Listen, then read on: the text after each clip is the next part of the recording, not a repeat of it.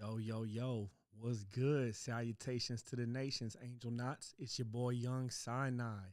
So, got a couple things that we're gonna, look into today. But first I want to go ahead and kick this live off with a prayer. Father God, thank you for anybody who joins the live stream. I just ask that you be with them and their families. Also, just thank you for anyone who watches the replay and just ask that you be with them and their family. Let us have a good time in Jesus' name. Amen. All right. Yo, yo, yo. So, first, I want to get it started with this article that I seen. It's pretty popular going around. I don't know if you all have seen it. Angel Knot. So, check it out. Balenciaga's limited edition game console shows why high fashion and gaming never go together. That looks very interesting. Okay. Just days after Nintendo dropped the hottest new game console, Balenciaga tried to do what it does best: hype marketing. Marketing the beginning of the Chinese Year of the Snake, the company gifted its VICs, or very important clients, an elaborately packaged gaming console that plays the age old game Snake. What? Okay. The most bizarre part, you can play the exact game for free on a browser on Balenciaga's website. The console looks like a cyberpunk and a Game Boy Classic had a baby. No, it doesn't. No, it doesn't. Let me see. Let me look at it again. No, it doesn't. Um, it's minimal to the point of being bland. Comes with a UI that puts the front logo. I'm sorry, that puts the logo front and center instead of actual ergonomics, and only plays one game. Although I expect someone to hack it so we can play Doom on it, you know. Two. Okay, let's take a look. Okay, I won't be adding that to the collection. Not that I was offered one, or that I could afford one if they offered it up to the public. Let's see. The problem with this gaming console is that it really isn't a gaming device. It's merch. It's limited to Balenciaga's value clientele, which comprises more of high society elites rather than actual gamers. This gaming device has no games. Well, they do have one game. It has Snake. He said that. Isn't designed keeping the gaming experience in mind, and isn't even available to gamers. And that's what I loathe about it. That's a nice box. That's a really nice box. Just like everything Balenciaga does, this console is all about making a statement, even though the actual essence of the statement means nothing. The console has a basic plastic outer body with a fairly cheap looking micro oh monochrome LCD with a blue backlight. The buttons are, yeah, that blue backlight, blue, that is a tongue twister. That blue backlight looks horrific. um, let's see. The buttons are especially infuriating given their, man, I need to zoom in, man. My eyes ain't what they used to be. You know what I'm saying? I went to the doctor and they said that I have 20/20 vision, but that was like a year ago. So it might have dropped down to like 18/20 or something. Anyways, all right, let's see. The buttons are especially infuriating given how easy they are to miss thanks to their slim linear design. How do you know? You probably haven't even played it. Imagine a game controller with only space bars for buttons. Sounds oddly annoying, right? Now imagine the logo bigger than the buttons and occupying prime real estate. Well, that's Balenciaga for you. It's a good thing this isn't one for sale. I hate the idea of influencers and socialites shelling out thousands for something that would probably cost about as much of a cup of coffee if it were available on Timu. Wow. Yeah. Won't be adding that one to the collection anytime soon or anytime in general because that looks like a bad handheld. I don't even have any Balenciaga clothes. But all right, yeah, I just thought that was pretty interesting. Let's go ahead and get to some more stuff.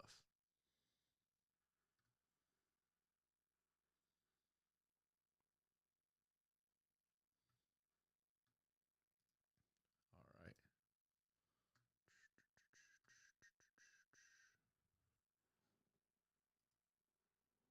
All right.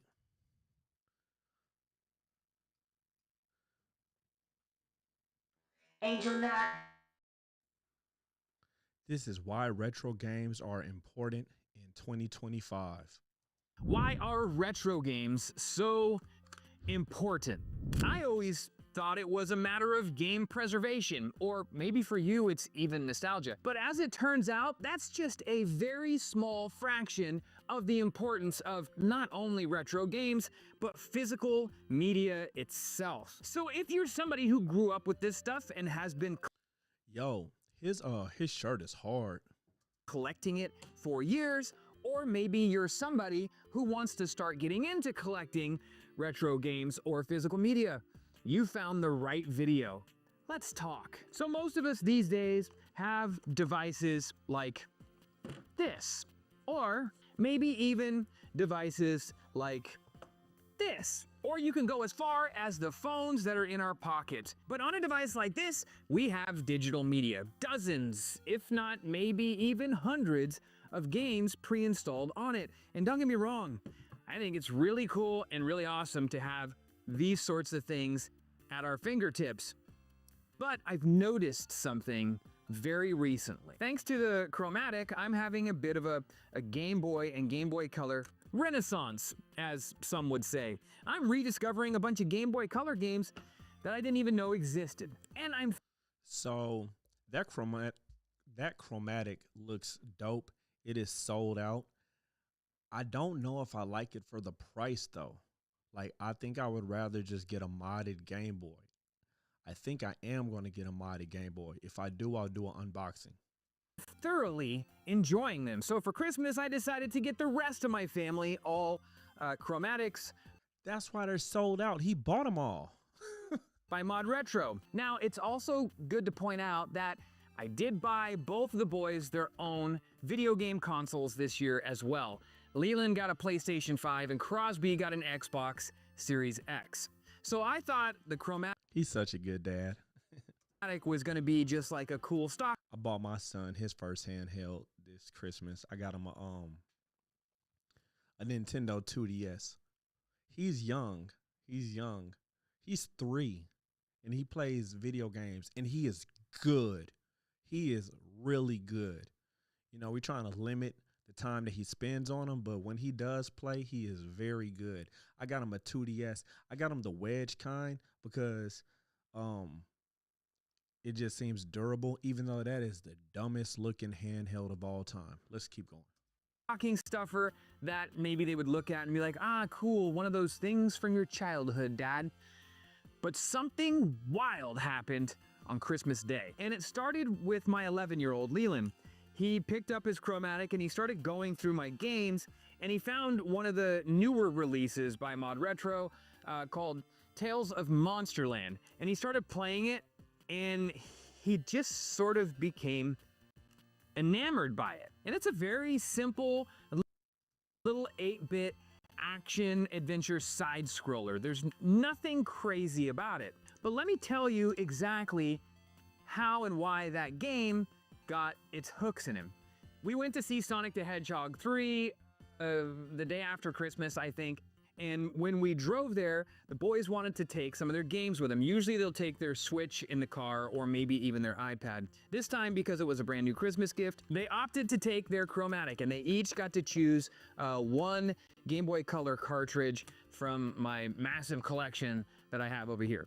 Leland decided to take Tales of Monsterland. And as we got in the car, he popped this cartridge in, and at first sight, he's like, ugh, some old school graphics. Now here's the interesting thing.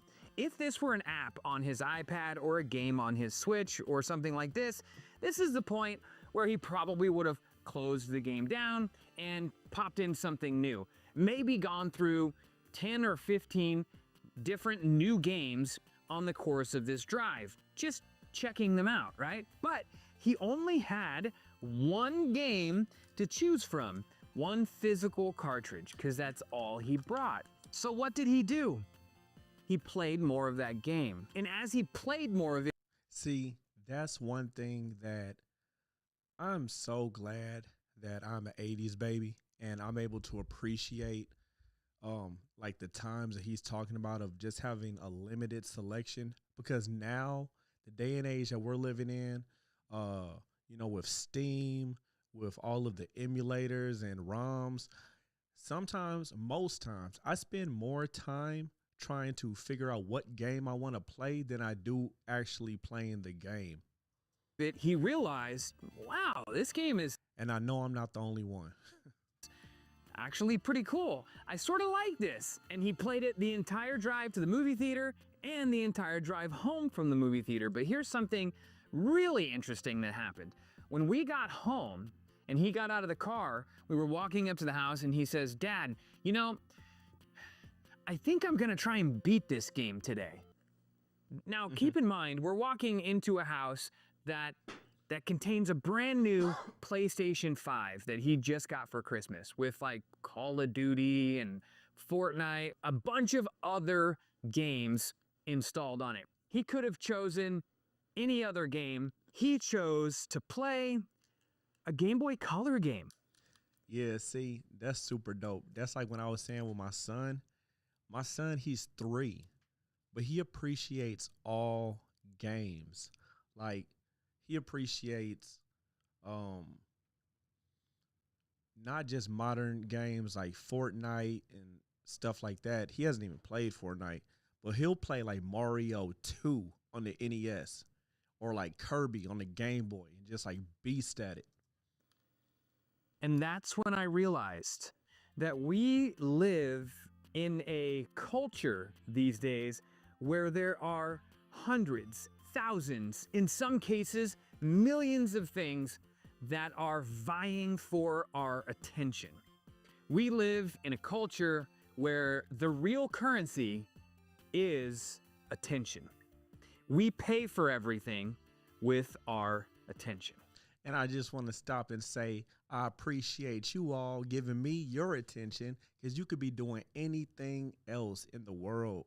But, you're chilling here with me, and I am forever grateful. Because really, if you have our attention, you'll get the money. Money isn't actually the currency that a lot of things are working with these days. And as I just said, the options are limitless. We have stuff like the App Store, Xbox Game Pass Ultimate, PlayStation Plus, even Nintendo Switch Online, all with thousands of different options to choose from. And now we have subscription services like Netflix and Hulu and Disney Plus. And when you subscribe to those services,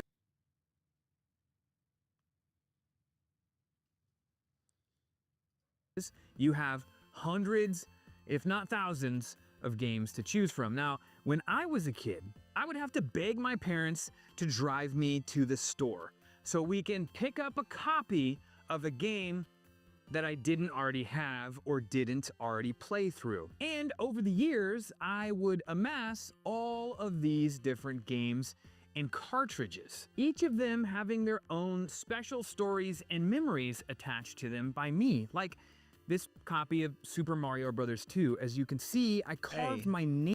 I just brought up Super Mario Brothers 2. That's hilarious. Into the bottom of this. In fact, my brother and I used to do this to all of our games. Here's my copy of Zelda with my name carved into the bottom of it. And this is because I loved this game so much. I spent so much time with this game. And here we are, probably, oh God, We got to be coming up on 40 years since this game has come out, and I can still take the original copy that was purchased by me, pop it in my NES, and play it. And what's even more special is my kids can take this original copy, pop it in my NES, and play it. And the last time I checked, you can't do that with a digital copy of a game. In fact, most... Except with the ROM, right? I want to say how important I feel like it is for us who are parents or people who are going to be parents to be sharing our video game childhood with our children. Like me and my daughter, we went through Rocky Rodent. Now, a lot of people don't even know about that game. I love it. I'm going to do a retrospective on that game. But it's a really good game, and thank God for ROMs because I'm able to show my daughter this game that I used to play when I was like 7 years old. Most of the time, if a server goes down or the servers go offline forever, you never get to play that game again. So my son didn't feel the need to flip through a bunch of games to hold his attention. He only had the one game at his disposal. And so he found solace in that game. And this is something, as a kid of the 80s, we used to do a lot. I mean, hell, sometimes a game wouldn't even get good until you played it for an hour, maybe 2 hours. I hold such a reverence to the games that I grew up with that I've kept every single game that I ever received as a child. I even kept every single handheld device. Yo, that's so hard that he got his whole childhood as a museum. That is cold. That I ever received as a child and as an adult. Wow. All right, now here's another really interesting thing I observed over the last week or so, now that my kids have joined me on this Game Boy Renaissance as well. And that is problem-solving skills. So my 11-year-old Leland is currently... Yo. So, I ain't trying to pocket watch, but I wonder... I'm not trying to pocket watch, right?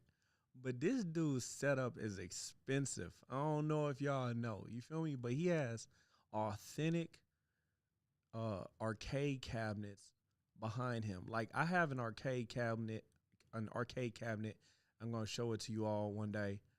But he has like full size arcade cabinets and pinball machines, like real pinball machines.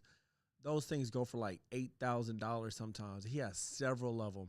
And he got him and his, like, I don't know if he said 2 or 3 kids. Those chromatics, those things are like $200 each. Yo, I'm not trying to pocket watch, but salute to him. You feel me? playing through Ocarina of Time 3D, which is the 3DS version of Legend of Zelda Ocarina of Time. Him and I are actually playing through the game in tandem. So I am playing on my 3DS and he is playing on his 3DS. With one exception, we're allowed to ask each other about certain aspects of the game, but we are by no means allowed to look up anything online about the game. And this has made the game incredibly difficult for both of us. I will admit, the last time that I played it was probably when the 3D version came out, which has been at least a good decade. And I'm willing to admit I've forgotten a lot of things. And something I have observed with Leland and my 9-year-old Crosby is the second they get stuck, they immediately stop and they'll say, "Oh, I can't figure this out," or, "Hey, how do I get Epona out of the horse corral?" or a number of other things. And this is when they would typically grab their iPad and look it up, or just go to YouTube and watch somebody else play it. But the funny thing about this is, you know, back in my day, when we had games that were overly difficult, we didn't have YouTube. We didn't have the internet to bounce off of. We had to sit and figure it out. We did have to sit and figure it out, but to be fair, we did also have strategy guides, right? Like, I think I used a strategy guide for Metal Gear Solid 2. I don't think I could have beat it without strategy guide. And also, I think when the NES was first out, they actually had a phone number that you could call and you can get tips. So we did have some help. Now, If you sought that help out. you followed an online guide or you followed somebody else's playthrough of Ocarina of Time, I would imagine you could probably beat the game in 10-ish hours, maybe 12 hours, depending on just how good you are at the combat. If you've never played Ocarina of Time before and you use no guides, no internet help, that game could take you, Jesus, The rest of your life. 30 hours? 30 plus hours? There are a lot of things in those older games that don't hold your hand. And I think that this helps develop problem-solving skills. And it's something that I've noticed with my kids, especially now that they're really starting to take up a passion for retro gaming. And that is, you know, when they first started getting into this, they would get to a point where they get stuck and they would immediately ask me or their mom, I just don't understand. Where do I get the Master Sword? Or how do I get the fire tunic? I don't have a wallet that's big enough to carry that many rupees. I didn't know how to get it back in 1998. I had to wander around Hyrule until I figured it out. And so letting him go on this journey of critical thinking and sort of self-discovery, I've watched him grow a lot. And he's starting to use these critical thinking skills outside of just playing video games. Little side note, this is why a lot of us Gen Xers have impeccable critical thinking skills. Thank you, games like The Lion King for Sega Genesis. So this has been a really interesting journey for me, not just as a person, as a gamer, as a video game preservationist, but most importantly, as a parent and as a spouse. It's taught me a lot. Observing my children's behaviors when they interact with this stuff just makes me realize how far things have come. And don't get me wrong, I'm not saying this because I think things are bad nowadays. I actually don't. I really love stuff like this. I play a lot of games on my ROG Ally X. I play a lot of games on my Xbox. I play a ton of games on my PC. I love having the options. I love the fact that I can pull up the oldest, weirdest, most obscure Disney movie on Disney Plus at any given point without searching through my collection. But now we have analysis paralysis. I think that there is something to be said about that. But I also think it's really, really important that stuff like this gets preserved. And truth be told, when you have limited choices, you appreciate what you have so much more. It's just the same as if someone had a very limited wardrobe. They just had a few shirts like that. Those articles of clothing are going to mean so much to them. that's why I'm so fanatical about stuff like the Chromatic. This device here has not only helped me relive a lot of the fantastic memories from my childhood and rediscover some that I missed, but it's helping me see things about my children or about this younger generation that I didn't see before. And stuff like that is really, really important.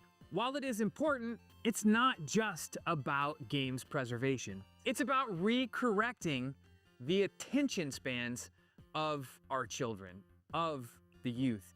It is about teaching our children critical thinking skills in a more positive and a more fun manner. And also, I think we would all agree there is something really special about beating that water temple in Ocarina of Time without using any guides and knowing that you did it all yourself. And these are all really important things. Yeah, that's how I feel. I ain't gonna lie, man. Sometimes if a game is taking too long, I just gotta look up how to do it on YouTube, you know. And I felt like I was cheating at first, and maybe that is cheating. But look, at the end of the day, I got stuff to do. I'm not trying to be stuck in this one part of the game for, 40 minutes. That I think the younger generations and the generations that are yet to come need to be experiencing, or at least should have access to. So the next time you go by a garage sale or a secondhand store and see a copy of Cobra Triangle with some dip's name carved into it with a wood burning tool, you should pick it up and keep it in your collection, because that thing meant something to somebody at some point in their lives. And Yo, I'm sorry if y'all hear my cats playing around and making noise. They are awake and they are acting crazy, but it is what it is. It is what it is. maybe it might mean something to somebody that's not in your life yet. Because it is my opinion that the more we preserve stuff like this, the better it's going to be for future generations to come. Because after all, it is the journey that we should be enjoying. Because in the end, that's what we are going to have the fondest memories of. All right, so make sure that y'all like and subscribe to Topher A. I really like his channel, man. The dude seems like he is a awesome dude and an awesome dad. All right, so let's go ahead and keep it pushing, I got some more stuff for y'all.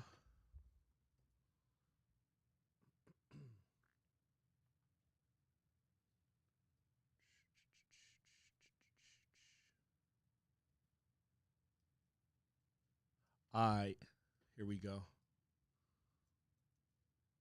Marketing and creative decisions can be hard, but Hold up.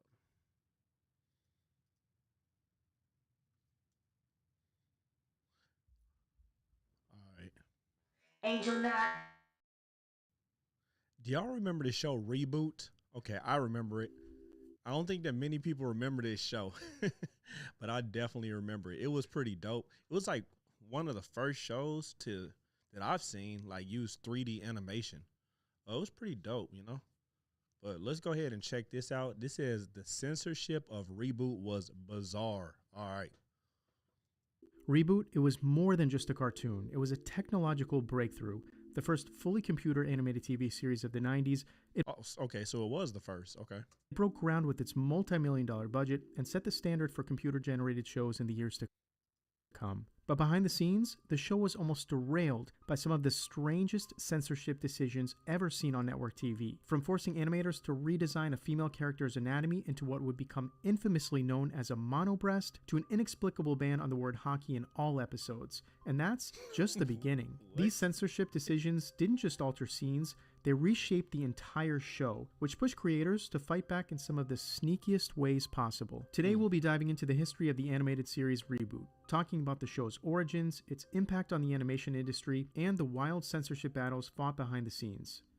In the early 1990s, animated television was still heavily reliant on traditional hand-drawn techniques, while some shows like Tailspin began to experiment with blending 3D Y'all remember Tailspin? animation into their hand-drawn sequences. These early attempts were often plagued with errors that required frequent reworks. Ian Pearson, co-creator of Reboot, was determined to change the landscape, proving not only that a fully computer-generated series could be created, but also thrive in primetime television. Ian Pearson was no stranger to CG animation, and in the 1980s, Pearson and his co-creator Gavin Blair gave audiences one of its first glimpses into what fully computer-generated characters could look like in the Dire Straits hit music video, Money for Nothing. While the music video showcased the potential of computer-generated characters, the technology needed to create a full-length computer-animated series simply wasn't there yet. And by Pearson's own admission, his earlier attempts ended up looking more like extended video games. But as the years passed with technology advancing rapidly, he felt the time Wait, was that a game or was that a show? I thought it was a game. extended video games. But as the years passed with technology advancing rapidly, he felt the time had finally come to pursue his vision of producing a full-length animated series, a bold idea in an industry where it remained largely untested. At the time, big-budget films like Jurassic Park and The Lion King had started to incorporate 3D animation, but the costs were astronomical, and even brief scenes demanded countless hours of labor. For example, the iconic stampede scene in The Lion King, which lasted only around 3 minutes, took over 3 years to complete. Given the staggering costs and technological demands, most studios were understandably hesitant, and Pearson and his team recognized that before pitching their vision, they had to first demonstrate that it was even possible to create such a show within the confines of a television budget. With the cost It took that long to make that scene from The Lion King, but that movie made so much money, it was worth it. of necessary computer equipment being so expensive at the time, Pearson couldn't afford to buy the technology outright and instead had to borrow computers to create a 2-minute demonstration. The proof of concept was funded by Limelight Productions, a company that soon after filed for Chapter 11 bankruptcy. Some speculate that the steep costs of producing the reboot demo may have played a role in its downfall. The demo eventually found its way into the hands of ABC Studios. While many were reluctant to invest in a project of this scale, Jenny Trias, president of ABC Children's Entertainment, embraced the challenge, stating, "Someone's got to start it, someone's got to take that risk." The first season of Reboot consisted of 13 episodes and reportedly cost the studio a staggering $10 million to produce. While this may not seem like much by today's standards, I know it didn't make it back either. I know they did not make that money back. With modern animated series like The Clone Wars costing $1 million per episode and top voice actors earning up to $400,000 per show, back in the early 90s, it was more than double the budget of any other animated series on the air. Bringing Reboot to life was no small feat. The groundbreaking technology demanded data processing and rendering on a scale never before attempted, leading to countless technical setbacks. In fact, during the first year alone, the team endured over 17,000 system crashes. The creators worked around the clock, even out of cramped hotel rooms before they secured proper office space. And all the hard work and struggles proved to be worthwhile, as when the episode finally aired, the response was overwhelmingly positive. The show graced the cover of numerous magazines, earned widespread praise from TV critics. Its popularity even led to the creation of a line of action figures. Warning, incoming game. Mainframe is mine. Oh my. Spice, we need your help! Enzo, your zip board. The early buzz and glowing reviews validated the groundbreaking work that had gone into bringing the show to life, at least initially. While things appeared to be going well on the surface, a more sinister conflict was unfolding behind closed doors.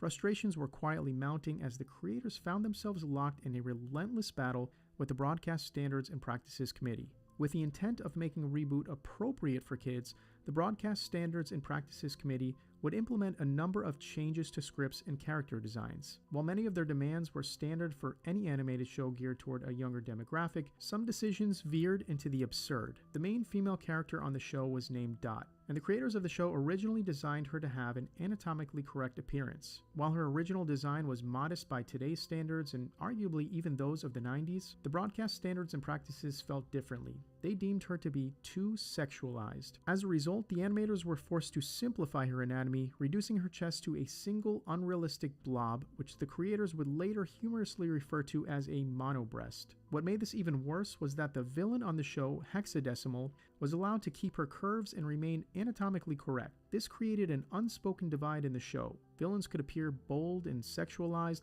while heroes like Dot had to be more conservative and restrained. While these measures were a bit drastic, it was still feasible to see where the censors were coming from in this instance. But this was only the tipping point of the story of censorship, and from here, things really start to get, well, strange. The show's I don't have anything to say.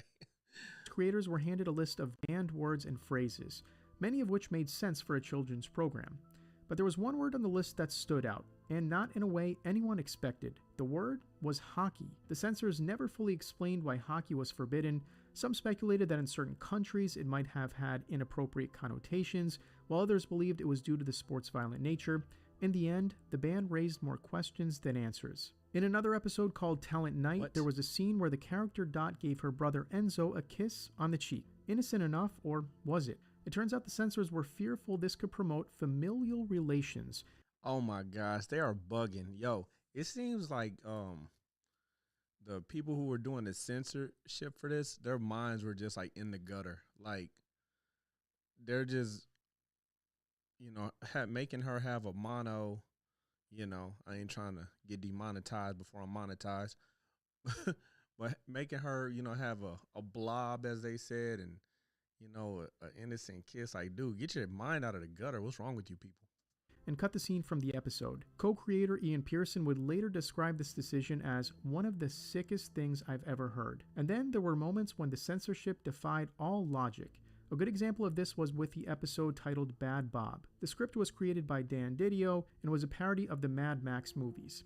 Interestingly enough, one of the artists on this episode, Brendan McCarthy, would later go on to co-write Mad Max Fury Road with George Miller, and it's hard to miss the striking resemblance between some of his original work on this episode and the iconic visuals in Fury Road. When the script for Bad Bob was first submitted, the response was blunt. Show completely rejected. No explanation was given. Frustrated and likely exhausted at this point, It's so crazy. You can do so much stuff on television nowadays and get away with so much. And I don't know. Well, I don't know, because it's kind of both ways, right? Because now so many people are just in their feelings about so much stuff. You got to be politically correct. But then on the other hand, like, lewdness is like rampant. You can be like as lewd as you want on television, but you just got to watch what you say so you don't hurt people's feelings. the creators decided to resubmit the script again. This time, to their surprise, it was completely approved. What did they change the second time around, you might ask? Not a single thing. As the censorship grew more absurd, the creators' patience wore thin, and they started to fight back in some of the sneakiest ways possible. Yeah, so they were just picking on them for no reason. In an episode titled Web World Wars, the final episode that aired on ABC before the show was canceled on their network, there's a memorable line where a character yells, "It's the ABCs! They've turned on us! Treacherous dogs!" These were meant to refer to armored binome carriers, the name given to Megabyte's tanks on the show. It was easy to see what the creators were really trying to say there. In another episode, it was stated that the creators slipped a hidden message aimed at the broadcast standards and practices. ABCs. A string of binary codes went right over my head. I get it. subtly woven into the city skyline flashed on screen. Those who decoded it revealed that it translated to a rather specific message. Wow. When it came to non-TV licensing, on the other hand, the creators enjoyed a bit more freedom. A PlayStation game was released with notably more violence and bolder themes. Trading cards depicted Dot with a more realistic figure and considerably more skin showing. And to top it off, an exclusive website wallpaper featured Bob playing hockey, which was clearly a direct jab That's to the hilarious. censors. During the production of Season 2, despite Yo, they petty for that. positive reviews, the creators learned that the show would likely be canceled in the US, and with nothing left to lose, began making the show they had always envisioned. As the season progressed, the tone became much darker and more serious. The second half of the season even introduced a multi-episode story arc, something ABC had previously forbidden, as they didn't allow cliffhangers, fearing it would create traumatic tension for young viewers. Season 3 marked the first time the creators of Reboot were That That's all Pokemon was, well, not every single episode, but most episodes tied in one to the next to the next. completely free from ABC's restrictions, allowing their true vision for the series to shine. The season featured not only a darker and more mature storyline, but also significantly improved animation. The series would conclude a few years later with Season 4, which took the form of 2 TV movies, Damon Rising and My Two Bobs. These films delved deep into Mainframe's history, revealing the creation of Los Angeles, Bob's arrival in the system, and the origins of Megabyte and Hexadecimal. In 2007, there were plans for a reboot trilogy of films, with Daniel Allen as the lead character design. Fans even got a sneak peek through a teaser trailer. Unfortunately, the project never materialized. The latest addition to the reboot series came in 2018 with a live-action CG hybrid series distributed by Netflix. It ran for 2 seasons, but Excuse me, I'm sorry. I never heard of that. Have you guys heard of that? Have you seen it? If you've seen it, let me know in the comments. didn't quite capture the magic of the original and was widely panned by critics and fans alike. Have you watched Reboot? Let me know your I wonder if the girl had a mono blob. thoughts in the comments below, and thank you for watching. All right, yo, so that was good. That was very good. Make sure y'all go check out Pop Culture Chronicles.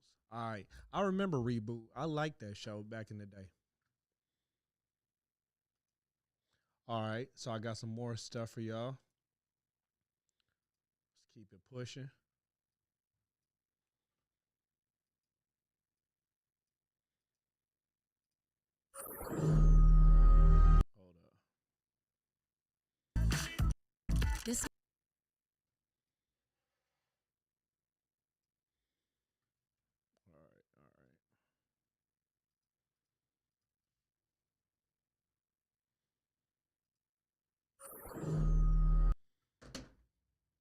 Angel Knot.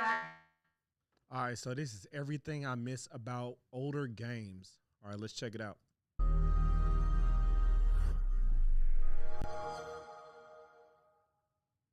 Ever since I bought myself a Steam Deck, hacked my 2DS, shh, don't tell Nintendo, and started collecting retro handhelds, I've This dude sounds like me. come to the realization that I don't really like modern games all that much anymore.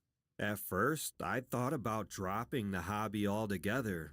I wasn't really having fun anymore, which was strange because I was still genuinely hyped for new game releases.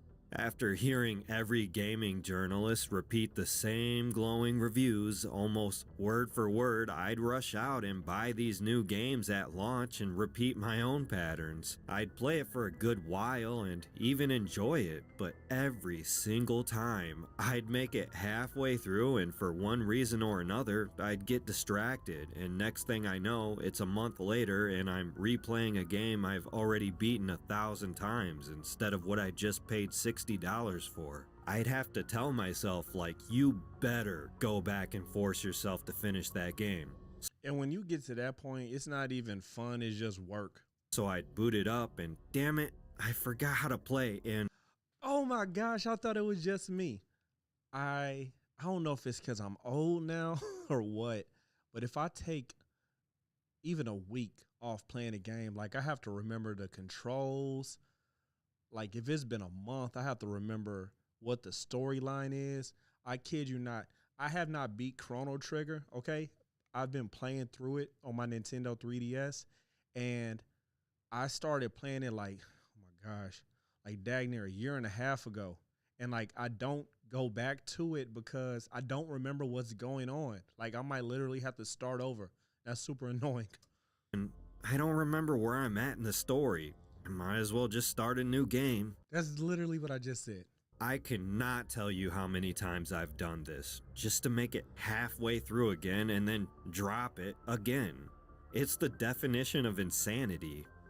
Have you ever sat there for 15 minutes straight with brain fog, scrolling through your backlog, and you seamlessly transition to scrolling through your phone without realizing it? Well, that's what I did one night until I stumbled across this channel on YouTube. It was this guy named Russ, and he was reviewing this game device that Russ, Retro Game Core, the GOAT.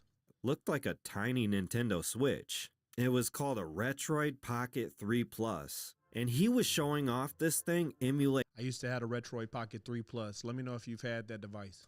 Game Boy Advance and PSP games. And I remembered how much I loved games like Jazz Jackrabbit on the GBA. Yeah. And that I've never in my entire life heard anybody mention Jazz Jackrabbit before. I used to have that on the computer. Daxter game on PSP. It looked so easy to set up too. And you could just have Dude, I'm subscribing to this dude for mentioning Jazz Jackrabbit. He gets a sub from me. thousands of games that you could take with you in your pocket. 12-year-old me would have killed to have something like this back in the day. I was fully on board. I ordered this thing and I checked my tracking number every single day until it arrived. And if only you could have seen my face when I opened that box.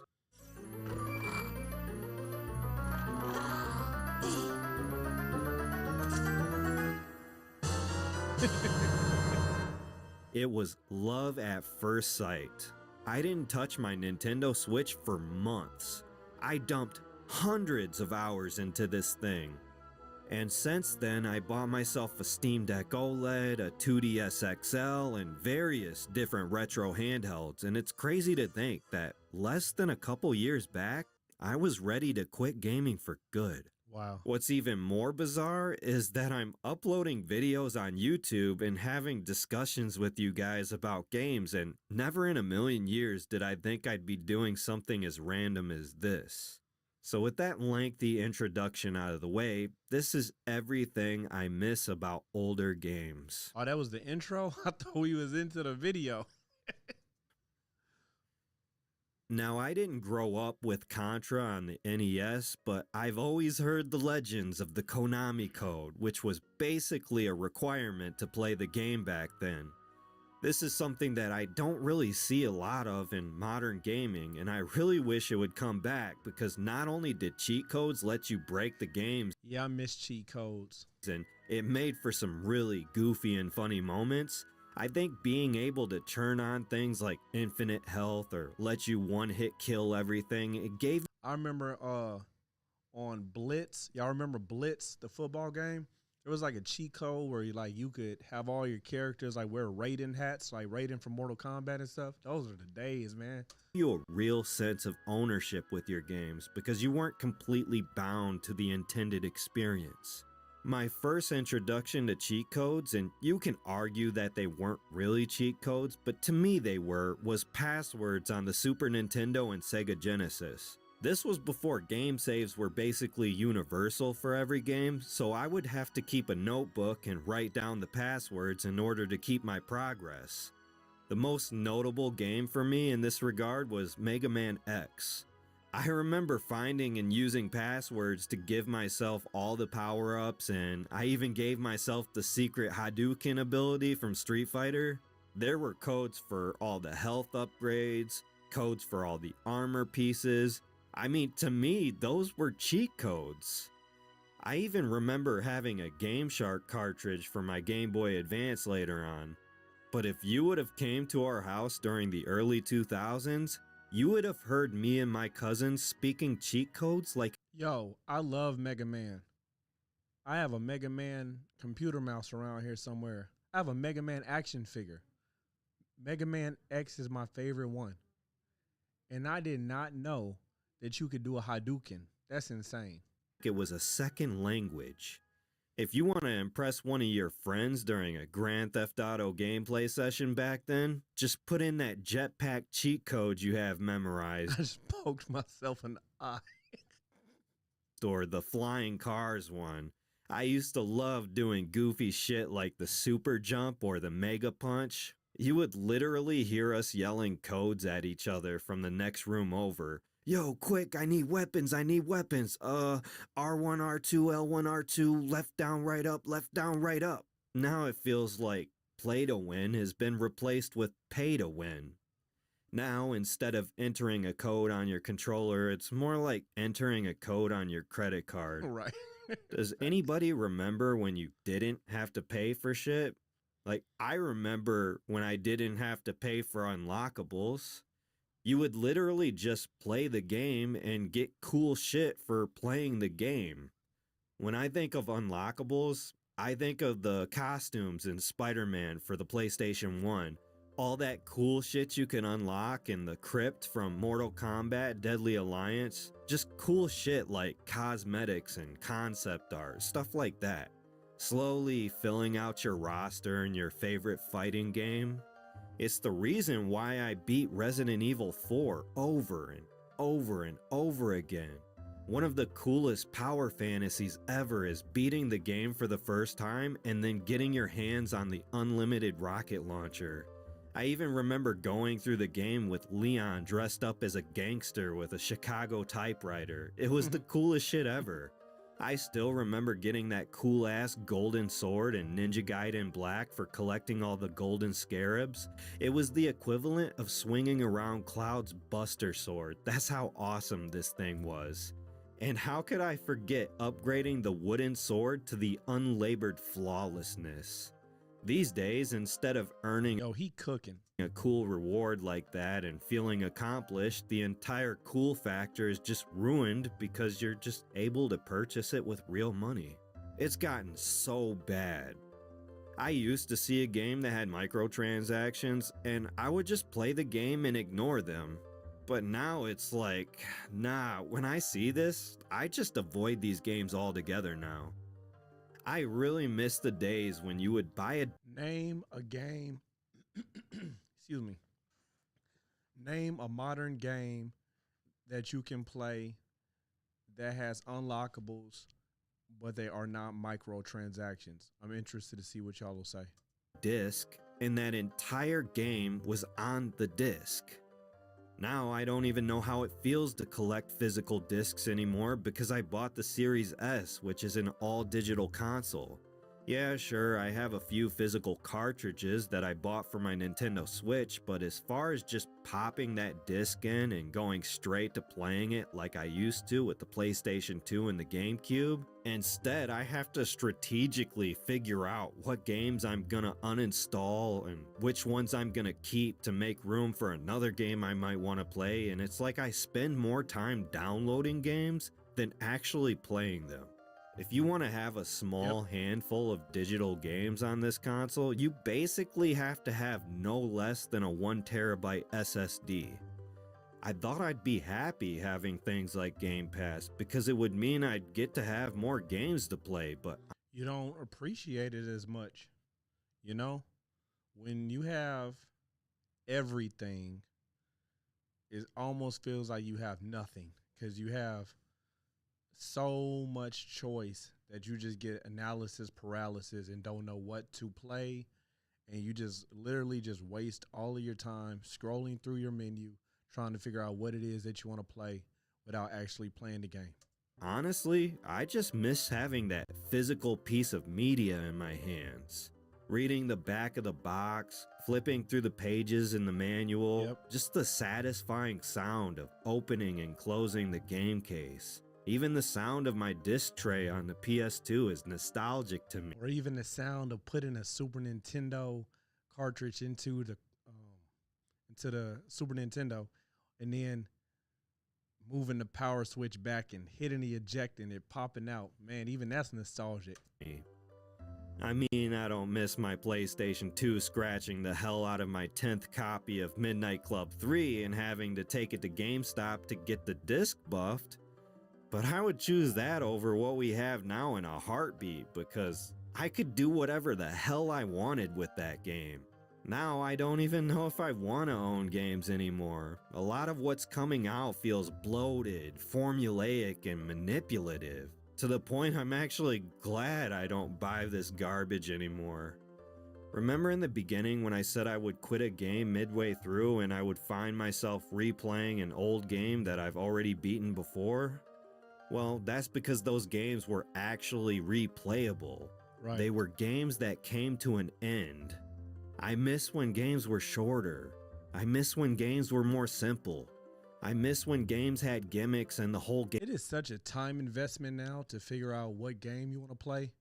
Like, you have to really sit down and say, do I really want to dedicate 80 to 100 hours to this game? Like, it's almost like choosing a full-time job.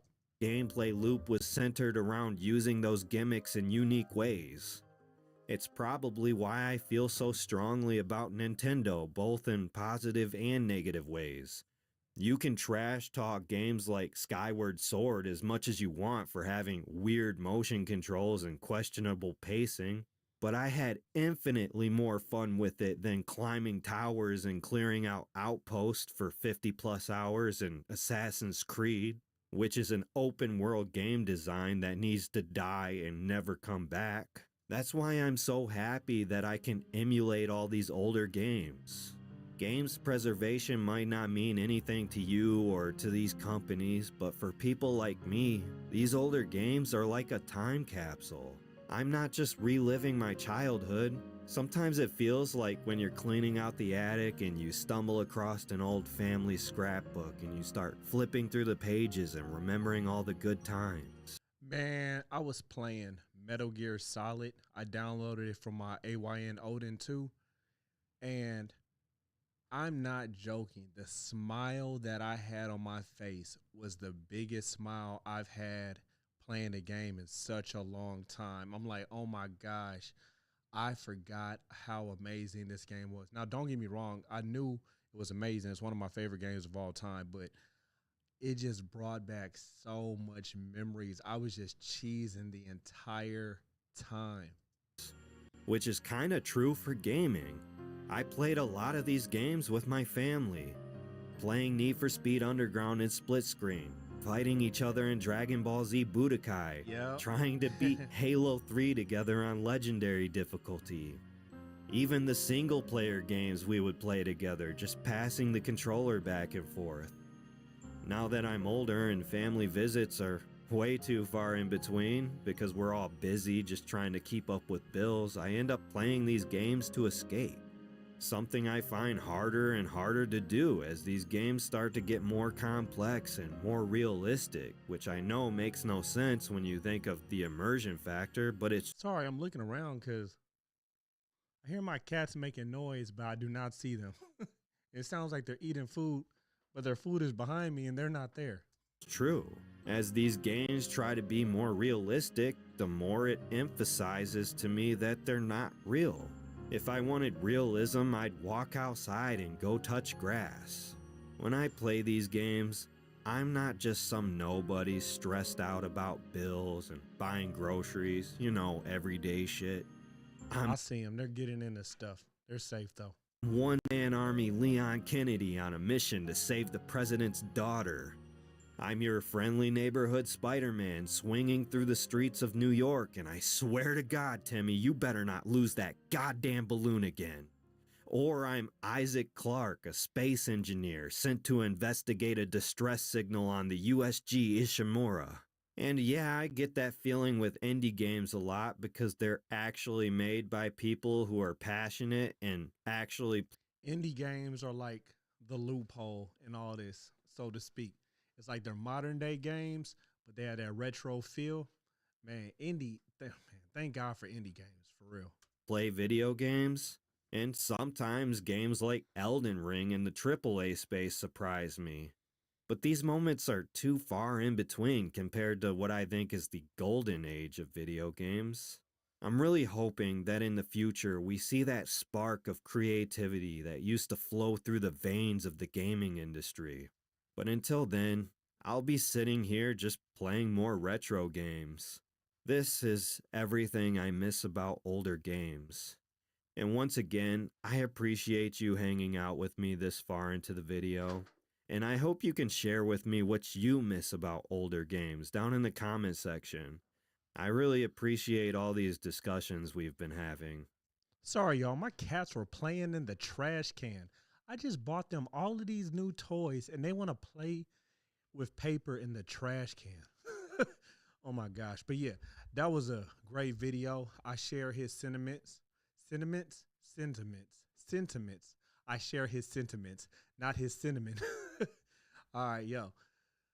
All right, so let's keep it pushing. I got some more stuff for y'all.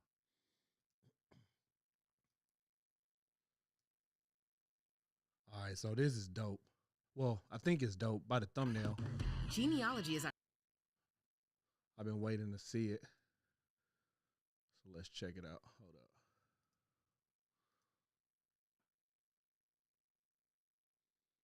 All right, here we go.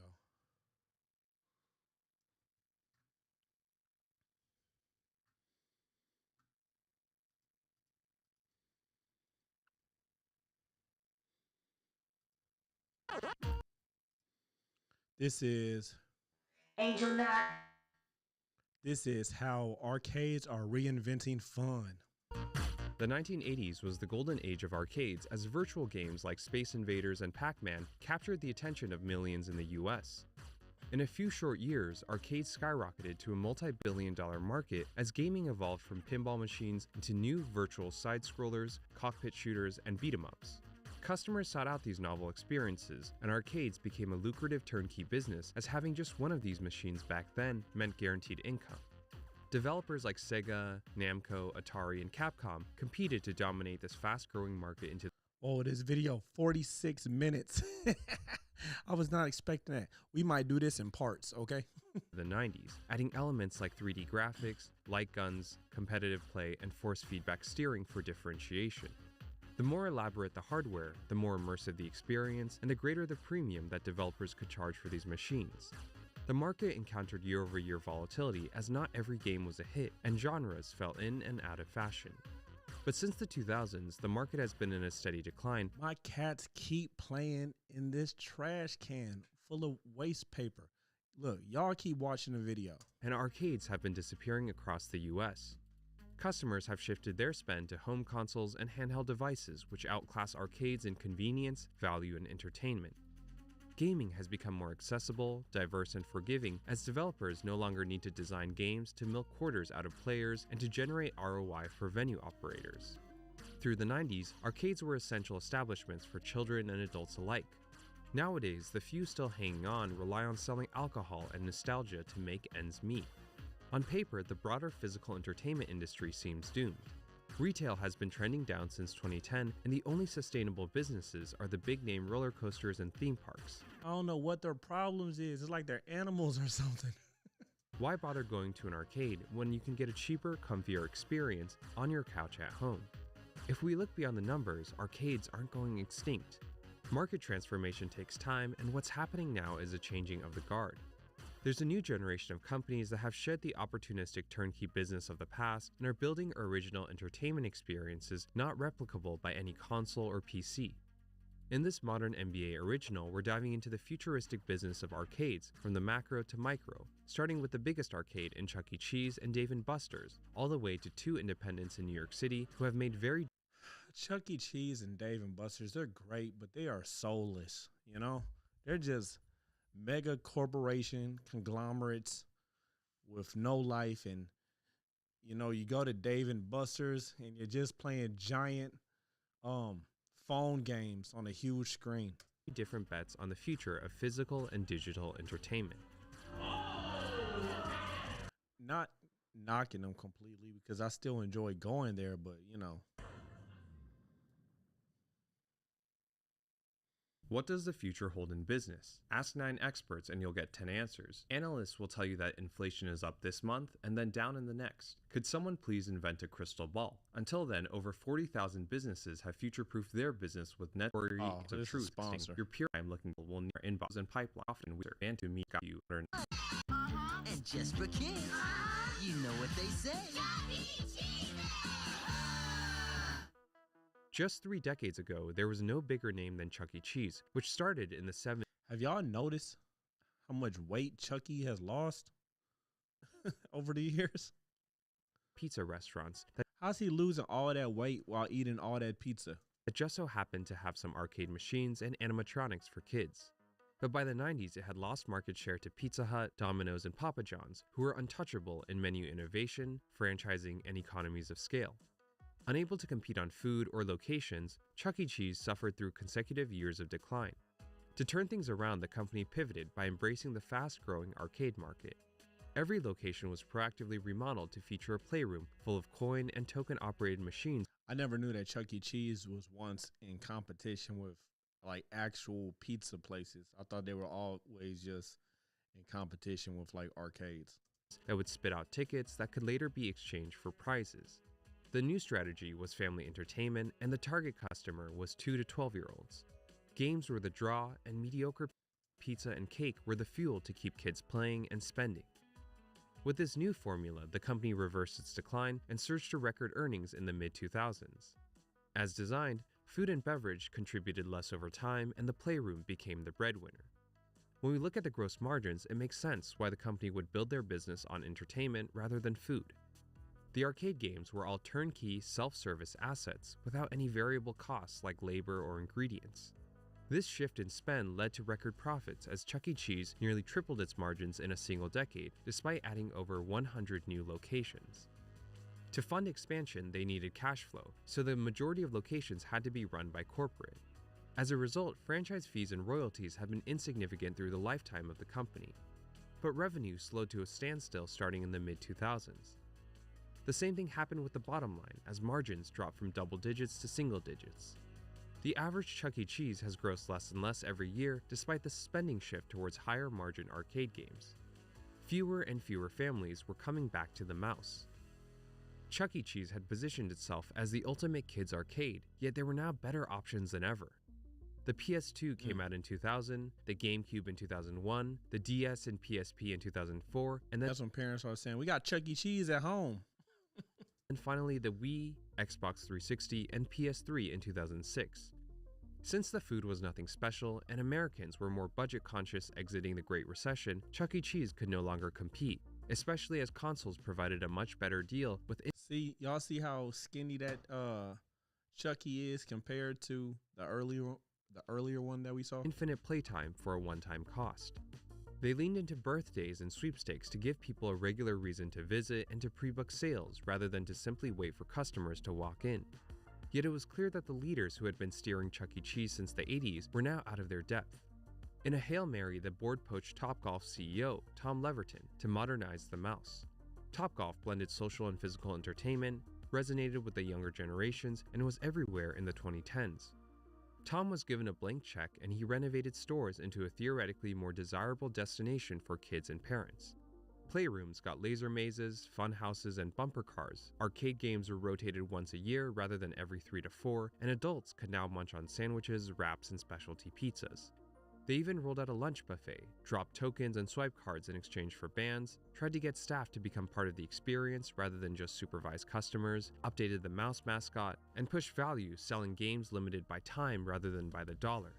Tom plowed $400 million across 5 years, and yet customer retention dropped to even lower lows under his reign. Oh, wow. Now modernized and diversified, Chuck E. Cheese was uncompetitive in every category.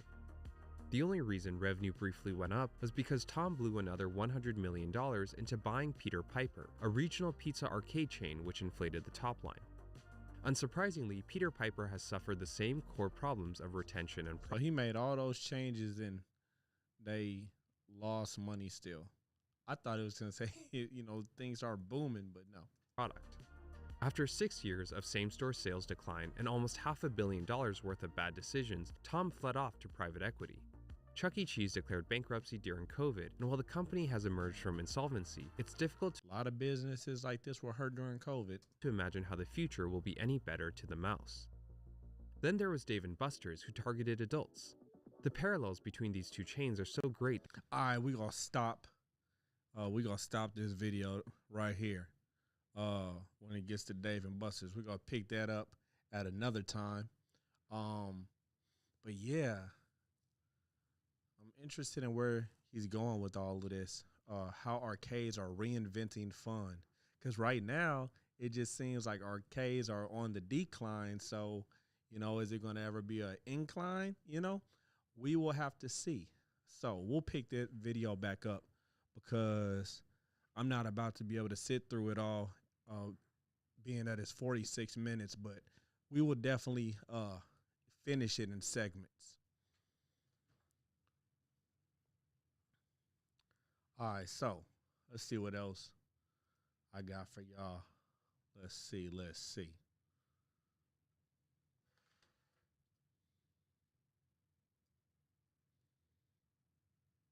Oh, yeah, I want to see this.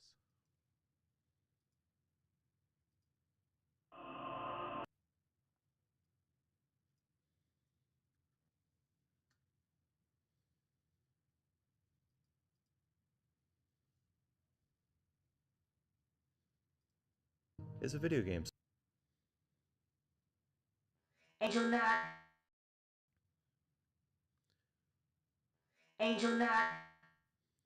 This is how one man created a video game empire. Let's check it out.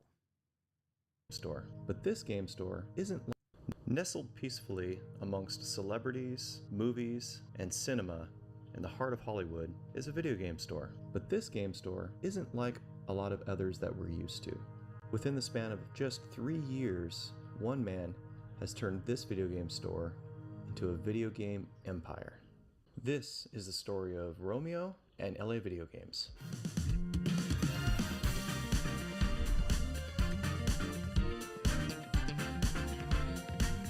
Welcome to LA Video Games here in Melrose. We have cabinets that the company owns on this wall, and in the middle of the store, we have cabinets that we rent out to different people that sell their own products or their own collection. We're here, finally. We've never actually been to your store. You never have. Never have. You have basically a dozen different stores within this store. Yes. So these are, explain that to us. So you have, these are yours and these are somebody else's, right? Exactly. So all the cabinets along the walls belongs to the LA Video Games company. These walls? Yes. This and the other This and the other wall. And with these cabinets, we can ring up customers using credit card, debit card, and cash sales. Yeah. But the cabinets in the middle of the store, we actually rent the space out to different collectors that want to sell their collection or their extra inventory. That's and if cool. Thank you. Very innovative. Yo, that's hard. That is a brilliant idea. Yo, that is okay. That is smart. At first, I'm like, what the heck is going on here? But yo, that's super smart. Yes, I think so. I wish there was something like that in Phoenix. Soon, maybe soon too. Right. Now, with that being said, that's what makes every cabinet in the middle different, has its own style, its own personality, and its own prices.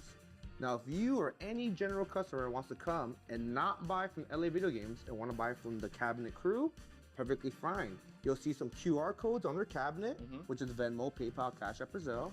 With your phone, scan, pay, show your confirmation, you own the item. Me, my team will come unlock the cabinet. Here you go and have a good day. Done. Simple as that. This guy's actually renting a cabinet. I wonder what made him come up with that idea. I hope that, you know, they share that because that is very smart. All the way from Dallas, Texas. Dallas, Texas. Yes. So he sends you stuff and then puts it in this cabinet. Yeah. These are newest cabinet crew here at the Melrose location. So walk us through, starting right here. You have the World of Nintendo cabinet. This is a World Nintendo cabinet, and I want people to not be scared of the cabinet, so I put a bunch of plushes in it so they can open it all day, mess it up, have fun, how I was back in the late 80s. And it's all original, except for this piece right here.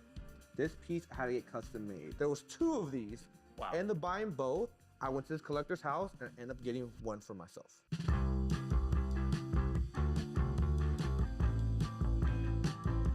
How did you get into this industry? Man, this started about 6 years ago. Yeah. I was just a regular collector, just collecting stuff for my personal self. I ended up going into wild and garage sales. And of course, naturally, you find doubles and triples. Yeah. And I didn't want those doubles and triples, so I wanted to get rid of them to get stuff for my personal collection, as so anyone would be. Right, I can't You believe know, right? I found a local buy-sell trade event out in the desert in the Inland Empire that they were hosting it and having people come out, free event, to buy-sell trade each other. So I brought all my doubles and triples to the event, and that's where the journey began to build LA Video Games. And build kind of an empire. Yes. So you have 2 stores. I have 2 stores, correct. But we also see you constantly sponsoring expos and major events. And then what we're here for is Bits and Brews tomorrow. Bits and Beers. Bits and Beers. Beers. That's cool. LA Video Games is more than just the 2 stores. They also are one of the biggest gaming advocates in the state of California, sponsoring events all over the state and expos and events outside of California. What do we have that's LA Video Games property in here? This right here is our Pokemon cabinet. Look at that sign. Yes, we actually got that from the real Pokemon company. We actually have a wholesale account with Pokemon. Took us over a year and a half to get on board. I go through so many hoops to get on Pokemon, but once we were in and they approved us, they gave us the sign, they gave us the standees, they gave us some banners, they gave us some promotional stuff, all from the Pokemon company headquarters. One thing that I really wanted to know personally was, what is the rarest item? Not necessarily the most expensive that you've ever had in the store, but what's the rarest item? The rarest item currently right now in our possession is a Nintendo counselor jacket. Oh my color gosh, red that is with hard. Metroid on it that you could only get for working at Nintendo of America back in the late 80s. Oh, it is That's so crazy. cold. Is that one of a kind? That is definitely 100% one of a kind. There's a couple of Samus variations, a black one, a gray one, but the red one that's is the dope. rarest in the world right now. Probably the rarest statue right now. My company, LA Video Games, owns it, and it's an Evil Within big brain statue from Bethesda, from the actual E3 floor. It's currently sitting in our warehouse. It's massive. It's probably like half the size of my store. Oh, man. That sounds amazing. Yeah, so that's probably the honorable mentions. Here's our Xbox section, our ode to Xbox. It mixes up from OG to 360 to 1. Here, we have our PlayStation cabinet, and of course, everything PlayStation. Our PlayStation 1 section here at the Melrose location is so hard to stock because there's so many PlayStation heads, but we have a good amount of 2, 3, 4, and sprinkle a little bit of 5. I'm still thinking about that Metroid jacket. How much y'all think that's worth? Nice. Let's switch back over. Let's talk about video games exclusively. Okay. What's the most expensive video game you've had in the store ever? Ever? It'll be 2, and they're both tied. Pokemon Box for the GameCube and Clay Fighter Sculptor's Cut for the Nintendo 64. Hey, y'all remember Clay Fighter? And this sounds kind of crazy, and people might not believe it, but we sold Pokemon Box and both Clay Fighters for $3,000 each. Oh my god. How long ago was this? The Clay Fighters was like 3-4 weeks ago. Games are so really? inflated. Yeah, but that's because it was for a celebrity.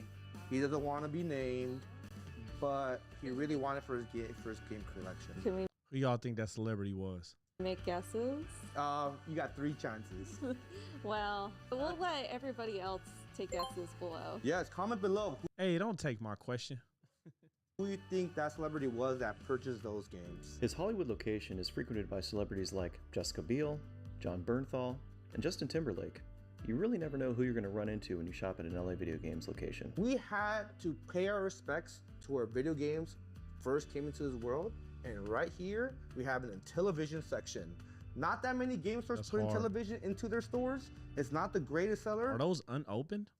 but we do to show an ode to where video games came from, as well as some Sega involved in it with some Neo Geo Pocket. We have our pride and joy, the 3DS. Ooh, that's a good one. So as you know, we're trying to get a complete 3DS collection, and we're 4 games away. I know. I've been watching. I appreciate it. Shout outs to them. Have you played 3DS at all? Of course I have. Are you a fan of the 3DS? I am. Okay. I am. The only thing I don't like about the 3DS is actually the 3D function. Yeah. I do get motion sickness Same. myself. Same. So I play. People hate the 3D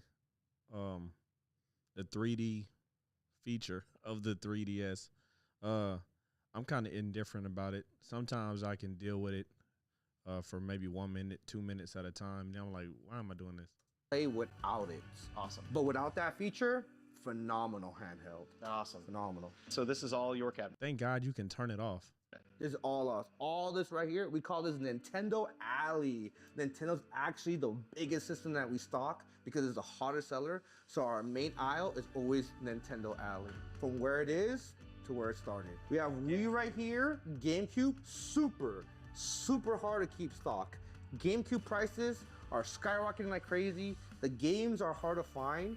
And fun fact, did you know the GameCube disc is so thin and your fingers have natural oils on them that if you leave your fingerprint on a GameCube disc for a while and don't wipe it off, it starts to develop mold. And once it develops mold, it can never be played with ever again. It's off the market. I didn't know that. Yeah. And moving on, we have your favorite So make sure that you're cleaning off your GameCube discs. That's crazy. Nintendo 64. My favorite N64, and this right here. Why does Nintendo always have to be extra? Like, it took them, the longest to switch from cartridges. And then when they finally do, they do some little mini discs thing. Instead of just having CDs, stop being extra, Nintendo. As soon as you step into these doors, I want you to be greeted where Nintendo first came into the world, which is NES. We go from NES, Super Nintendo, Game Boy Color, Game Boy Advance. And the second I got your attention with this one, I know the rest is smooth sailing. I love how passionate he is about this. He's not, you can tell he's just not somebody who's just a soulless GameStop executive. Like, this dude is really passionate about everything, even the way he lays it all out. That's awesome.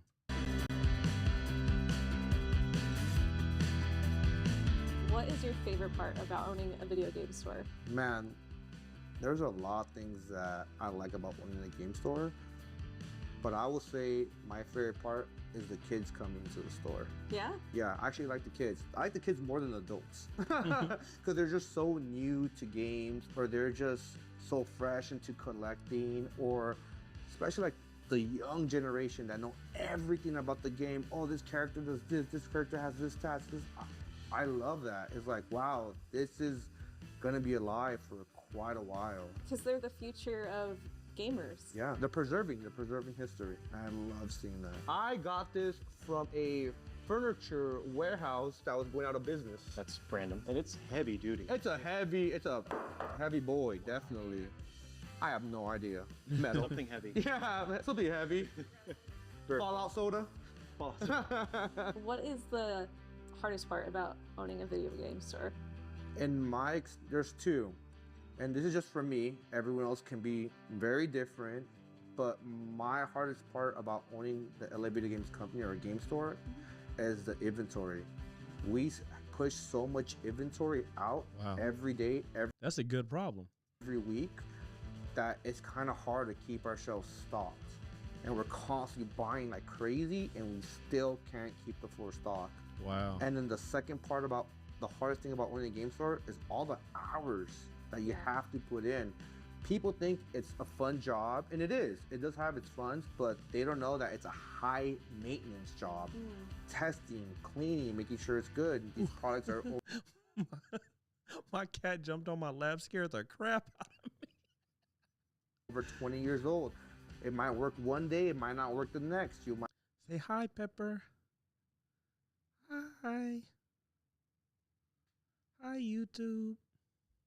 might get returns, customers might get mad, they might have a bad experience, they might talk bad. That's the hardest part, is all the hours going into it just to maintain a video game store. My workday every day is minimum 12 to 13 hours. Wow. Really? A day, yeah. This right here is a Game Boy Advance standee. Mine is in full working condition, and there's actually a little button right here, and when you squeeze it, it makes 3 noises. And my favorite one? Yeah. Oh, That's the hard. classic, the classic. Oh, That that's standee so so hard to find. Once again, same era as the other standee, the GameCube one, Crystal Chronicles, but there's actually a little switch right here in this hole, and when you press on it, it actually spins around. Oops.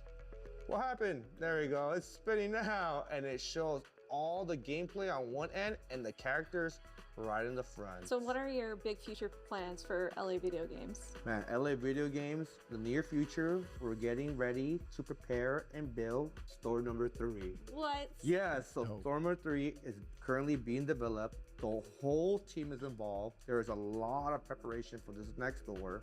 I may have the smallest stores in LA, but the next one, I'm gonna make it a pretty good sized one. I imagine that's a lot of inventory that you're going to need to. I wonder how he's so successful with his store, with his brick and mortar stores. I wonder what advice he would give to video game stores that are struggling, because I've definitely come across those on YouTube as well. So I wonder what's making him boom. I mean, I know obviously the location and stuff, but yeah, I'm very interested in that. Put aside for this new location. Yes, yes. And with our stores being so popular and inventory flying off the shelf, putting the inventory aside for store number 3, that's a little bit of a challenge to know. But I have a really good team. I know they're going to pull through. All right, so you have a statue right when we get to LA Video Games. Yep. It's dark out, so work with us. But right when we get here, we see the Fallout Boy statue, which is the Pit Boy. The Pit Boy. Or is it the? It's not the Pit Boy. The Pit Boy is the thing on the arm. What is his name? I don't know. It could be, it could be Pit Boy. We don't know. Comment below on what his name is. Yeah, that guy. Yeah. So, anyways, where did you get him? I actually got him. Shout out to Doug at Retro City Games in Yes. Las Vegas. We shut down a deal, and I end up getting this beautiful statue for my front window display at LA Video Games, because I want to make sure that you're greeted when you come on in. And he is giving us a nice, happy greet. I love it. And fun fact, now with the Fallout series coming out, or the show, Amazon has reached out to us to rent these statues for a future event coming up. What is your biggest regret about maybe You know, he gonna make them cut that check. opening the store? My biggest regret about opening the store, I do have one. Yeah. I should have done it sooner. Really? I should have done it sooner.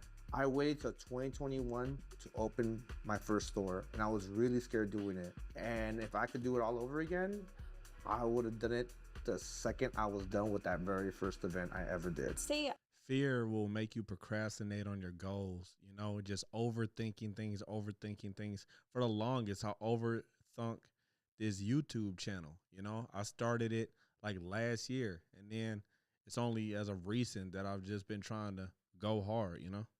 I wanted to open up my own video game store, or anybody else watching that hopes to open their own video game store, what's the number one tip that you would give them? Own your product. Don't take out loans. Don't have investors. Make sure you have a good stockpile, a good equity, a good cash flow, and a good brand name. And that is great advice. That is solid advice.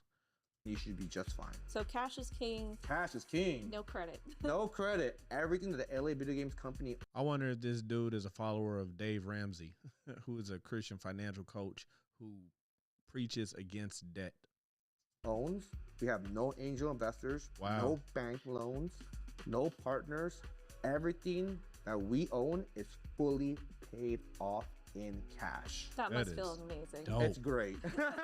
It's great. If I want to sell all the games for $1, I don't care. So this is the That's Melrose incredible. store. Yes, it is. Let's go to Sherman Oaks.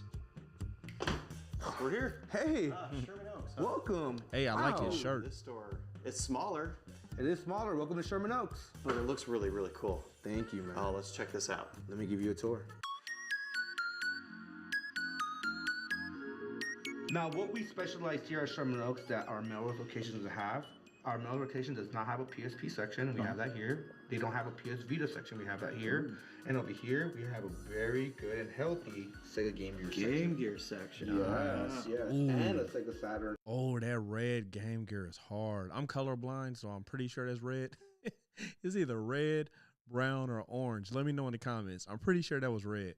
I want to see that And again. healthy Sega Game Gear Game section. Gear section. Dang, that mug is clean. Yes, yes. And a Sega Saturn and a nice hefty turbo graphics. Hard-hitting questions for you. Go You've been for it. doing this 3 years. Yes. How the heck have you guys gotten as big and crazy as you have in 3 years? Man, that is a really good question. It's reinvesting Especially with no credit. all of our profits back into the company. So let's say we get a game for $5 and we sell it for $10 and we made a profit for $5. Instead of keeping that for ourselves, we put it right back into the company. We buy that game again for $5 and we buy another game again for $5. We do Maximo, I have remember some that. profitability that we set aside for payroll and for lights and overhead. But besides the bare minimum, everything else keeps funneling back into the company. There's got to be an extensive passion behind what you're doing, because we see video game stores all the time that have been around for a decade, that don't have the level of saturation of the market that you do, that don't have the ability to sponsor a gaming expo, to have the presence that you have all over town, to have all these other vendors here. I got to give a lot of credit to you to be doing something like that with so little time, and it's pretty incredible, honestly. Thank you, man. Thank you. Now over here, what we have is our vintage clothing rack. We have our LA Video Games merchandise on the bottom, but on top, we have a bunch of vintage or promo t-shirts. We do very good with our vintage t-shirts here at the Sherman Oaks location. Recently, we had a celebrity. Man, that Metroid jacket, I'm still tripping off them. Can't say who, but they cleaned us out on most of our selection to, he's getting into video games and he was really liking the vintage video game shirts. The Zelda one's beautiful. Twilight Twilight Princess? Yeah. This one, actually, I hunted this one down personally at E3 when they were promoting Halo Wars 2. Oh, that's cool. I'm Groot. Do you even play video games, honestly? You have all these stores, well, 2 stores, but you have what, 8 staff members? I do have 8 staff members. And then you have 2 stores in LA, one of them's in Hollywood, like where all the celebrities are. Yes. And you work a ton. How? And a warehouse. And Man, you know, he is bringing in some money, because just think about just the price to rent real estate there. In Hollywood, I was looking up trying to rent real estate where I am, commercial real estate in Florissant for my phone business. Man, I was looking at those prices. I'm like, I'm good. I'll just continue to work from home and online. Warehouse. Is it a secret warehouse? It is a very secret warehouse, top secret. You have to get clearance from all 3 of the major heads of the company. Like put a bag over my head and drive me there type Definitely, of definitely. Other than the motion sickness, I'm totally down for that. But with all that, do you actually play video games? Of course. What are you playing right now? Legend of Zelda, Tears to the Kingdom. I almost said Kingdom Hearts. Yes. You played Breath of the Wild. Of course I did. I 100% completed it. And I recently also just beat Kirby in the Forgotten Lands. That was a good game. Yeah, 100% completed. Amazing. Man, that's my son's favorite game right there. Amazing, so fun. I am playing something retro, and the only retro game I'm playing is Pokemon Red. Okay. I play Pokemon Red just for a couple minutes when I get home from work, just to de-stress a little bit, you know? That's about it. Now here at Sherman Oaks, people are weird about these games, so we have a whole test area right here. Oh. That they can actually play their games before they buy them. From anyone. That's crazy. Yeah, from the That's family dope. crew. I've never seen that at a video game store. Yeah. So we've purchased 2 copies of Dino Crisis 3 on Xbox, Yeah. and they both are broken. Oh no Oh, way. wow. And because we're big video game collectors, we don't get around to testing our games right Big away. enough. Makes for buying them. And Yeah. so by the time we get around to testing them, they're outside of The return policy. Yeah. No, here, like I said, we stock a lot of heat, a lot of good games, and these games are not cheap $500. sometimes. Mhm. So $250. people do want to make sure they work, and as so they should. So we have a whole test area so they can play any game from any system. We're still missing a couple, but we pull them out from the back and we pull the controllers up. You can test it from us or the cabinet crew and play as long as they want. And if they want it, we just check them out and that's it. That's so cool. Yeah. That's We cool. can't afford to put this in Hollywood because it's Hollywood. Right. And people will be there all day, But here it's a little bit more laid back in the suburbs, so we let That's cool. Yeah. It's a unique shopping experience. Thank you. And that is a huge TV for this tiny store. Huge. We want to make sure that the gaming's huge. Yeah. I mean, you gotta stand back there to see it properly. Yeah, especially when we're playing Wii, you'll see me and a couple of customers playing tennis, and we're like all right here just playing with each other. Right here. And people out the background, like, what they're doing, we're playing Wii tennis like this. It's so cool. So we're at this current stage in your video game journey. What started it? I will have to give credit to my mom, rest in peace. We were growing up poor, and I remember she got an ice blue Nintendo 64 at a pawn shop to keep me busy so I wouldn't be in the streets running around like a maniac, because I'm a pretty crazy guy. And she got me Quest 64, and that's what started my video game collecting journey. I was been game collecting since like I was 9 years old, and I had all my games complete in the box. She actually even took me to a local game store around here, and she actually ended up buying me Conker's Bad Fur Day. And how old were you? I was at that time 10 when that game came out. And did she pay attention when you were playing it and realize that she probably made a mistake? She did. It was my That's the work. birthday, and she That's said not a you good can game have to buy for a any kid." game in the store. Yeah. So I went to the clerk and I said, I want the baddest game you have. And he said, well, for Nintendo 64, the baddest game is this one, Conker's Bad Fur Day. And I was like, cool, I'll take it. But the clerk looked at my mom and said, hey, I know this looks like a squirrel, but this game is not made for kids. I'm telling you right now that it's not made for kids. Do you want to go ahead and buy it? And mom was like, well, and I said, hey, you said I could have any video game for my birthday, and that's the one I want. Yeah. So she was like, well, I did say that, and I bought that complete in the box. I played it. My mom was flipping. Oh, I bet, yeah. Did you beat it? Of course. So I've been game collecting since I was a little kid, but of course we go through that era and age where we grow up and we have to sell our games. Bringing it back, I was poor my whole life, really like dead Same, poor. I totally get it, yeah.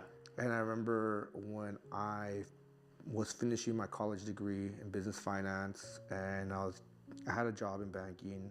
I kind of wanted to play video games again and get the games that I had when I was a kid. And that's when I started collecting-esque, just getting the games I want. It didn't spiral out of control to what it is now. That's how it goes. It's a really, really deep rabbit That's hole. awesome. But that's how I started. My dad, rest in peace, he got me into games because he was a huge gamer. Yeah, we have a multi-cab. The actual cab shell is all original, Tekken Tag. We actually still have the motherboard for Tekken Tag actually inside the cabinet, but we just changed it out the hardware to put 25 cents and pick 3,000 games to play from. The celebrities play on it a lot? No. But a lot of gamers, yeah. A lot of gamers.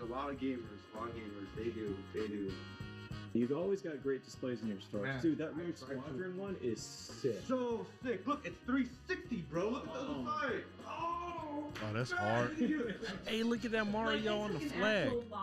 They did. They put it in cardboard. They did. Surrounded it. Oh, that is so cool. That's hard. That one is definitely up there, my favorite standees. And then I will say my favorite standee of this store is tied between that one, but This one right here, the GameCube one. Yeah, the stack. The stack. Because nowadays, you won't find a triple stack of these, because each one of these boxes is going for $500. That's so crazy. So a lot of times, people only have one part of the standee. So I'm a big yokai watch collector. Are you? Yeah. And that standee, I've never seen before. You've never seen that one? No, I've never seen that. She like, hint, let me get it. Jibanyan. Yes. And then right next to it is Kingdom Hearts. Big Kingdom Hearts fan. And that yokai watch one, funny enough, GameStop was gonna throw it in the trash. Wow. And I asked them, can I have it for $5? And they're like, yeah. Yeah. And that was way back in the day. We had the Xenoblade Chronicles one. I saw that you got that as a gift, right? No, you got it for 25 bucks at a store that was closing locally. No way! Yeah. One of these days, we'll try to go to every GameStop in LA. Just kidding. I don't know. That'll be no, you get robbed. Coming out. Wanted to thank you, Romeo. Of course. For allowing us to tour your amazing stores. My pleasure. Thank you guys. They're amazing, and we can't thank you enough for sharing the information you have, and I hope that somebody at home appreciates what LA Video Games has done to kind of revolutionize what video game stores can be.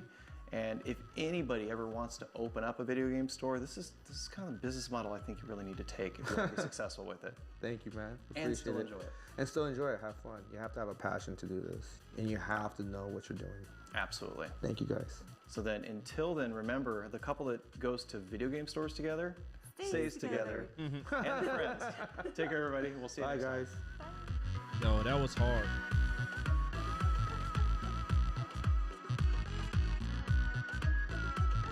Yeah, make sure y'all go check out JRPG Life. You know, that was a dope video.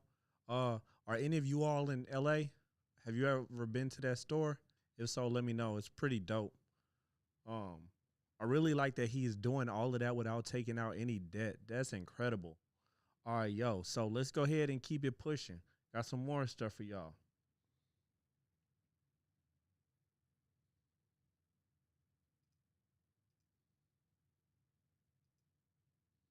All right, hold up.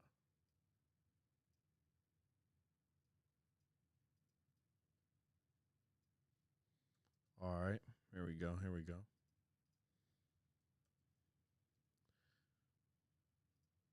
10 years ago.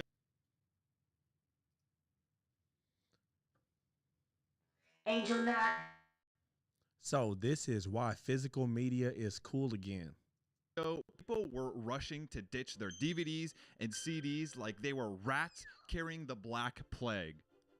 Okay, it wasn't that serious, but we really hated those discs. They were clunky, they took up space, they could get scratched, they were difficult to potty train, and I think my dad, rest in peace, had the biggest DVD collection on the face of the earth. And then he learned about burning CDs. Oh my gosh, he went crazy bootlegging movies. I think I'm describing a dog. I don't even know what today's topic is. Physical media is making a comeback because people are sick of the way streaming has.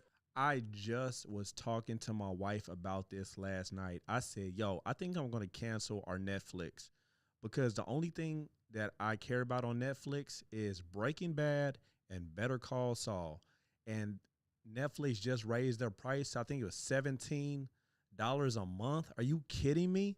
I went on eBay and I looked it up. I can get the entire season of Breaking Bad for $30, entire season of Better Call Saul for $30, $60. So within a year, I would have bought those about 3 times.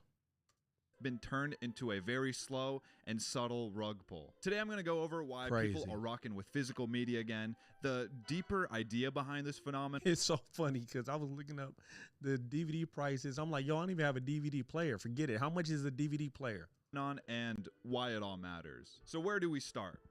How about bonus features? Who's gonna hate on bonus features? Physical media comes with goodies like BTS footage, extra content, which gave us the infamous Elijah Wood interview, funny promo stuff featuring the characters of the movie you're about to watch, and commentary by the people behind the movie. It's so sick getting a DVD of something you love and finding never before seen content on it. This Seinfeld DVD comes with a stand-up special by Kramer at the Laugh Factory in 2006. I honestly haven't seen it yet, but I'm sure it's pretty good. I know it ain't that Kramer stand-up when he was calling people the N-word. You buy physical media, you actually get to own it. Can you do this to your digital copy of the Simpsons movie? Oh my gosh. I didn't think so. Buying an actual DVD gives you something tangible to own. And do humans love owning shit? It's all we do. We own land, we own ideas. If we could own thoughts, we would do that too. Are you thinking about a man riding a shrimp? Nah, bro. I own that thought. Think about something else. I mean, let's not forget, people try to own JPEGs. A fucking digital image. This is the easiest thing in the universe to steal. I would feel a bit of shame if I were to steal a single saltwater taffy from a bin at a candy shop. I can't even bring myself to do it. I feel nothing downloading a JPEG. Another important reason for ditching streaming services and digital storefronts is that physical movies, books, and albums can't be altered or removed by publishers. I'm never gonna pop in my SpongeBob DVD and find that half of season 2 is gone because, I don't know, violence and or Texas phobia. And just like how Texas is... It's just like Sony, what did they say? They said they lost everybody's files that they downloaded or some stupid crap. I don't remember exactly what excuse it was. One of 50 states, SpongeBob is one of 50 different shows you could watch tonight. Sounds like a good idea on paper, but I think we all know where I'm going with this. Physical media keeps me away from having to scroll past the most infuriating slop when trying to get to what I want. I bet you thought I was going to say decision paralysis. That might have been a better point, actually. Shit. Okay, I'm going to get back to that. But first, let's get through this. Everything you own is good. You're not going to scroll past some shit that sucks and pisses you off when browsing through your own movie collection trying to find what to watch. Okay, I guess that's not totally true. I own Food Fight on DVD and the Adam Sandler SNL collection. But this is so much better than having to catch a glimpse of the Brickleberry banner. Ugh. Get this off my fucking screen. God, I'm getting heated over here. Okay. Decision paralysis is also a thing. Let's just put up a picture of a bunny looking at 100 carrots to give you a visual representation of it. Cool. Got it? Let's move on. The process of picking out what you want to watch is also a big part of physical media. You're physically picking it up, looking it over, and deciding to commit to watching garbage. But hey, at least you... Did he just hold up 3 ninjas and say garbage at the same time? Hold on, let me see that back. Looking it over and deciding to commit to watching garbage. Yo, I low-key want to end this video right here. I ain't even gonna hold you. I'm gonna let him cook, but don't ever in your life say 3 ninjas is garbage, okay? Rocky loves Emily. Rocky loves Emily. But hey, at least you're the one that made the decision. I don't need some robot to recommend shit to me. I own shit. While I think these are all good reasons as to why people are incorporating more physical media in their lives, and we could sit here and come up with 100 more, there's something bigger that always stuck out to me when talking about physical media. I'm sure nostalgia plays a part in why people are moving over to physical media. We're just used to popping in CDs and DVDs of whatever we want to watch and listen to, but I feel like there's a bigger idea behind this whole phenomenon. Whether intentional or not, using physical media is a retaliation against our modern digital world. I swear I don't mean to make it sound so dramatic, but that's kind of what's going on here. Yeah, I don't facts. hate streaming. I know Rebelling against the system, man. Might seem like I do, but I really don't. It's convenient. It could be pretty cheap if done right, but I'll admit it's not perfect. Watching your DVDs feels like a frick you to the overstimulating, complicated mess it is to watch a movie now. No ads. I don't know why I'm censoring myself. We're all over 18 here. If you've used streaming, you've been in this situation before. You sit down with your bowl of hot popcorn, you launch Netflix to watch a movie. Shit, What Netflix Netflix got an logo update. was You that? wait a few Is minutes, that the your original popcorn already has a dent in it, but the app is finally done, so you launch it. I'm logged out. Here's where it gets a little annoying. Here's where your heart rate spikes a little bit. You spend 45 minutes just trying 3 different passwords because you're using a freaking TV remote on an alphabetical keyboard. You give up, you get up, you grab your phone and you check your password manager and you finally log in. You hesitate for 1 second on the Netflix home screen and it decides to autoplay a preview at full blast because you turned the volume all the way up earlier that day because you were listening to They Call Me Sonic. Second heart rate spike and potentially soiled pants from that jump scare. You're looking for your movie while actively fighting the autoplay feature. You search and nothing. All right, time to Google it. You might want to lie down at this point of the night. The movie's only on Disney Plus now. Keep it cool. Switch apps. Luckily, there's no update because Bob Iger's got your back. You repeat the whole password fiasco again. I swear to God, someone else is changing my passwords and the popcorn is half empty. You finally get in and your subscription's expired. You clutch your chest. Oh my gosh. Oh no. A heart attack. After a long battle, you die later that night in the hospital bed, surrounded by your loved ones and that chick from Tinder you were trying to watch the Muppets movie with. A month goes by and your family has inherited your belongings. That's old girl from Gilmore Girls. I only know that because my wife is watching that like right now. And taken over your finances. They see a new charge come through on your debit card. $9.99. Disney Plus. You never turned off auto renewal. Now, if you had the Muppets movie on DVD, none of this would have happened. Maybe you would have had some previews before the movie, but you could just skip those. There's no updates, there's no autoplay, there's no subscriptions, there's no recommended movies that suddenly change everyone's opinions about what we should watch tonight. It's just the damn movie. It's never going to get taken down because Jason Segel, the main lead, recently accidentally bit the entire head off a baby in one bite. It's never going to get altered because the director thinks that putting in a shitty CGI version of Kermit is better than the real thing. It's just yours. It's on your shelf. You can share it. You could sleep with it. You could watch it on your PS2. Whatever you want. You own it. There's no noise between wanting to watch a movie and actually watching the movie. There's no, hey, surprise, your movie's gone, or last chance, that show you wanted to start with 8 seasons is gone in 4 days.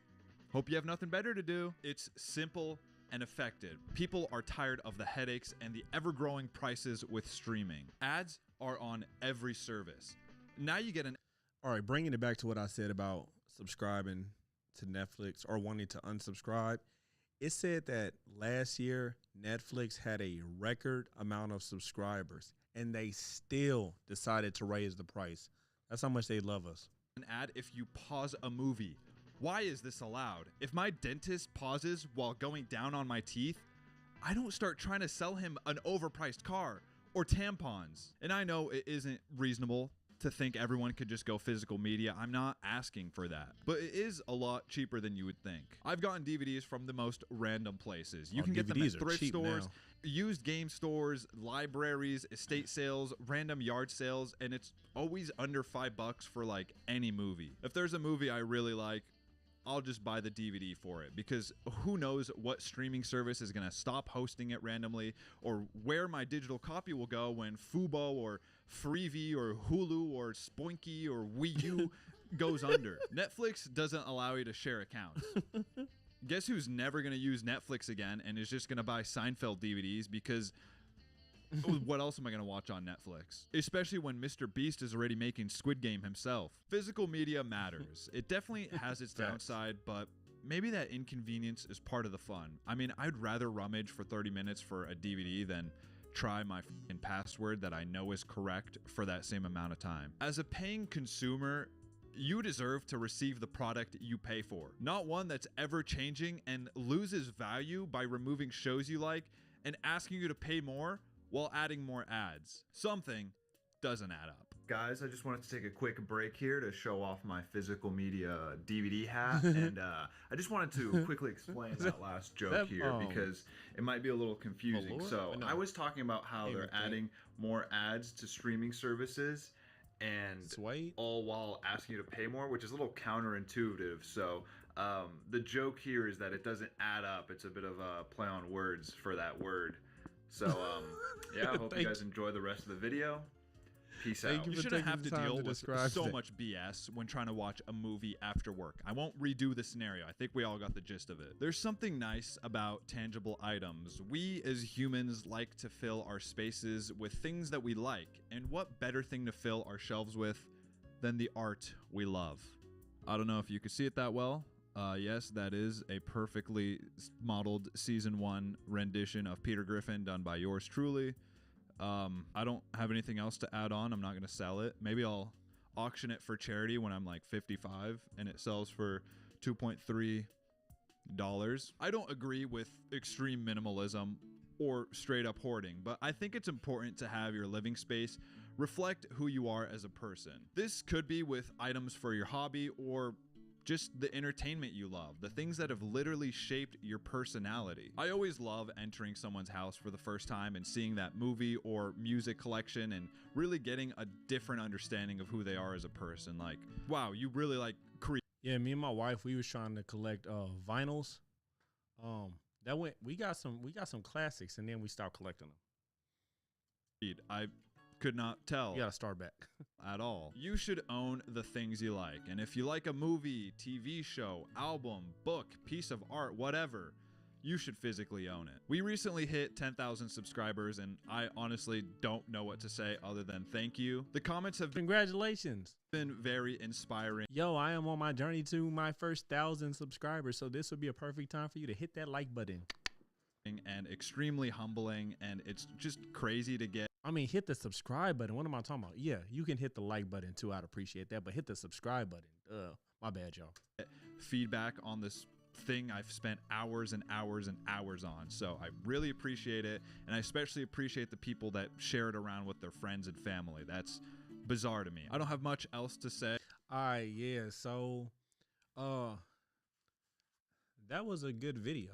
You know, it is important to have a physical backup of the things that you like, or a digital backup that you completely own, and you're not relying on, streaming services that can just rip it from you at any time if you care about whatever that media is.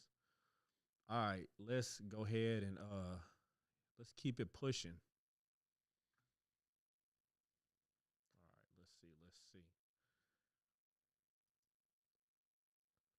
So,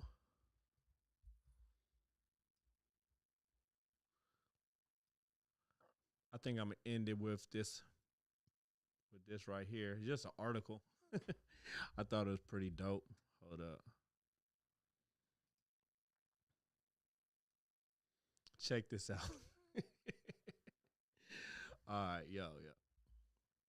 So, as you can see, it says gamer sets world record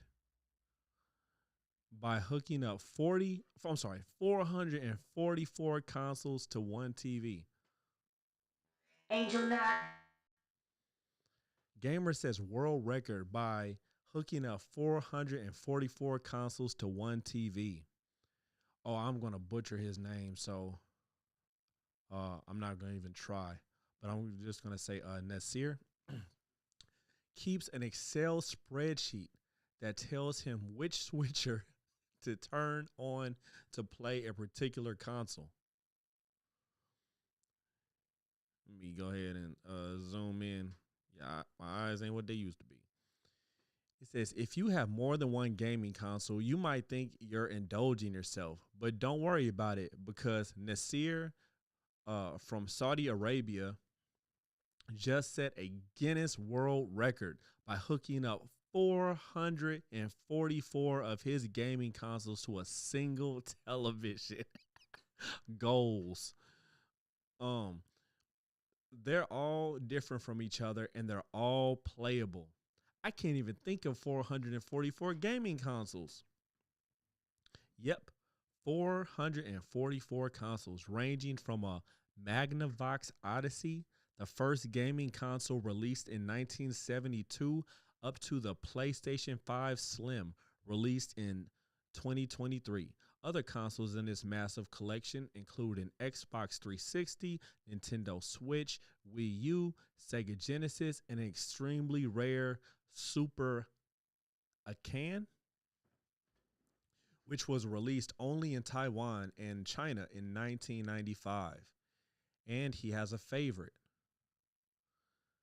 For me, the best gaming console of all time, number one, always, forever, Sega Genesis. Nasir told Guinness Book of World Records, even bestowing a smooch on his favorite console. In a video, Nasir displays his gaming room. We'll take a look at this video in a sec, which kind of looks like the electronics section at a decent Goodwill. Yet, unlike your average thrift store, he manages to keep the endless cables from making the room look like a tangled mess. Yo, how does he do that? Because, you know, at my desk, it is not pretty. My cord situation, I ain't gonna lie. I used all the tools available in the market in order to organize the cables, he said, walking video viewers through his setup. He keeps an Excel spreadsheet so he knows which switcher to turn on when he wants to display a certain console on the TV. The setup includes over 30 RCA switchers and more than 12 HDMI switchers.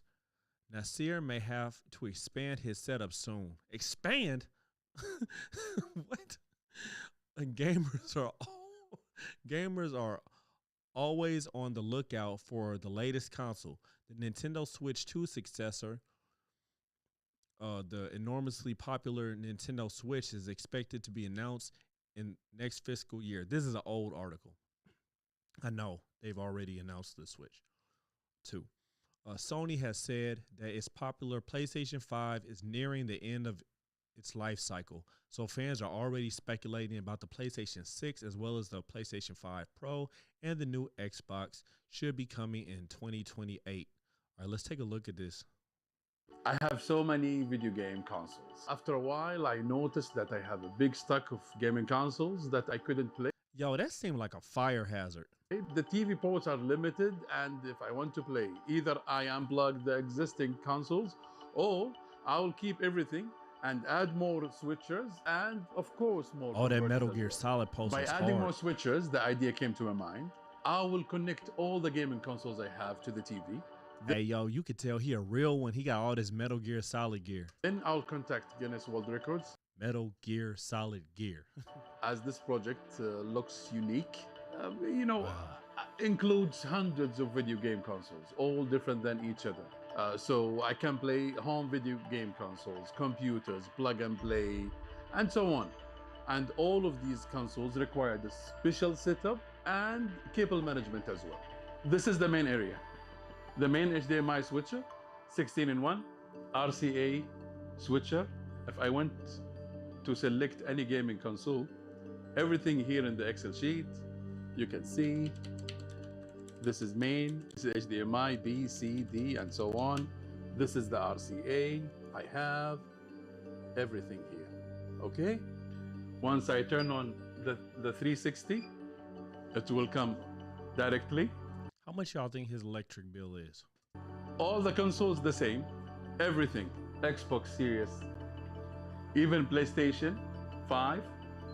You can see here Nintendo Switch, the OLED model, the latest. Nintendo Wii U, Nintendo 64. I use a converter here.